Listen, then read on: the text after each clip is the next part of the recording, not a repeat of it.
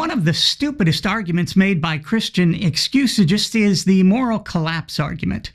The idea that without Christianity, or at least faith in the tribal war God of Abraham, society will face a moral meltdown of, well, biblical proportions, triggering a near apocalypse. I'm talking Old Testament, real wrath of God type stuff. 40 years of darkness, earthquakes, volcanoes, human sacrifice, dogs and cats living together, mass hysteria. Okay, that was a bit dramatic, but Christians really do believe that A, the death of God and religion will lead to people turning into savages, morally speaking. I don't think they believe we'll go back to wearing animal skins or eating each other necessarily. And then B, they really do think that the tribal war God of Abraham will punish us in those genuinely biblical ways. Although nowadays that includes people flying planes into buildings and or the AIDS crisis. There are a number of reasons this argument is stupid. The first of which is, this is not a hypothetical situation. There are, right now, societies in the modern West which have largely, if not almost completely, abandoned Western religion and the tribal war God of Abraham.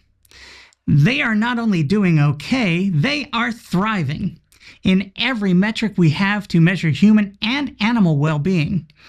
Even stuff like abortion and out-of-wedlock births. These metrics include almost all of the things Christians are concerned about in terms of morality. At least the morality we all presently embrace and talk about in the modern West, both secular and Christian. I'm not talking about God's morality, where he's bothered by homosexuals, heretics, and women having a voice. I'm talking about moral metrics like violence, theft, white and blue-collar crime, etc. These countries even excel when it comes to happiness and life satisfaction. The second reason moral collapse is a stupid argument is that we're talking about Christianity and the tribal war God of Abraham. We're talking about the morality of the Bible, the morality of the Christian West prior to the Enlightenment. We're talking about the morality even Christians don't want to go back to. We've already largely abandoned the morality of Yahweh in our communities and our everyday lives. No one in the modern West wants to murder women who don't bleed on their wedding night. Almost no one wants to murder homosexuals. Very few of us want women to be so submissive that they have to keep their mouths shut in church or kept from positions of power. Even fewer want the government and all of society to be built on a foundation of God's laws. Heaven forbid. And absolutely no one wants the death penalty for adultery. Can I get a witness? And that's almost the least of it.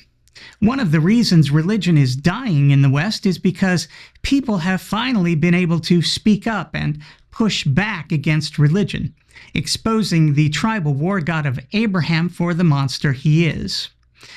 People like me and Alex O'Connor and all the other atheist YouTubers here have a public platform where we're making sure that people know the Christian God is a genocidal beast who approved of slavery, misogyny, homophobia, etc. People are looking at the track record, morally speaking, and they do not like what they see, which is an utter lack of morality. Unless you define morality as where you're putting your private parts, the need to keep people from working on the Sabbath, or whether the high priest has to marry a virgin girl. Oh, the shame Rabbi Goldberg brought on his community when he married that loose little shiksa after Ruth died. Yamach shemo. People also have the freedom to choose now. Living in a genuinely pluralist society where people have all the choices available to consider, people are making better choices than offered in the holy book associated with the tribal war God of Abraham. And here's the thing. Almost all of the other choices people have chosen, at least by large numbers of people, are better than the choices offered by Western religion. Because that's a really low bar. Right, Bill? This is a great question. In the modern world, we've We've learned to use our empathy and compassion and critical thinking skills, unblemished by the dictates and dogmas of that genocidal monster, to come up with a morality which is in every way infinitely better. In the battle between us using our modern informed wits and the writings of a people who didn't know where the sun went at night, people are making the right choice in ever-increasing numbers. If you want to see a moral collapse, let the Christians take us back to the days of Christian power. If you think Christian morality was great, go ask the native peoples of West Africa, America, India, Australia, and everywhere around the world where Christians planted their imperial flags and brought the people their tribal war god. See how Christian morality worked out for those folks. Once again, I'm me. Thanks for watching.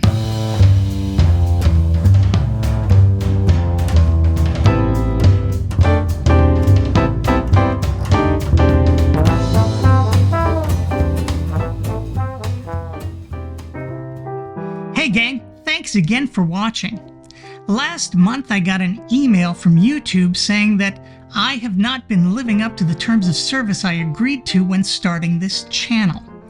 Apparently, I don't tell you folks to hit or mash the like button enough when you like a video. Whack it hard, whack the like button. Or to subscribe and hit the notification bell so that you can be alerted when I release new content.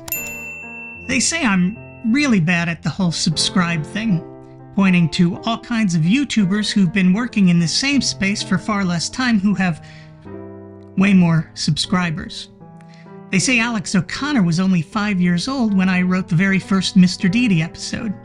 Drew from Genetically Modified Skeptic was still in diapers. I don't know if that's true, but it certainly sounds true, right? It feels true to me. They're so young. Apparently, YouTube made me one of those 100,000 subscriber plaques way back in 2008 based on the trending analytics at the time, and they still have it sitting around at the home office.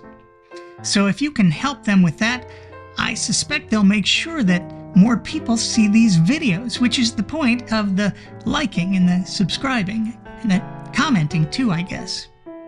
That apparently helps with the almighty algorithm section. Such a great band.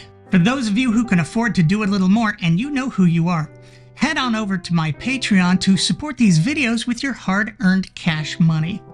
You'll get blessings, indulgences, and multiple chances to make a first impression. You'll also get these videos up to a month early and uncensored.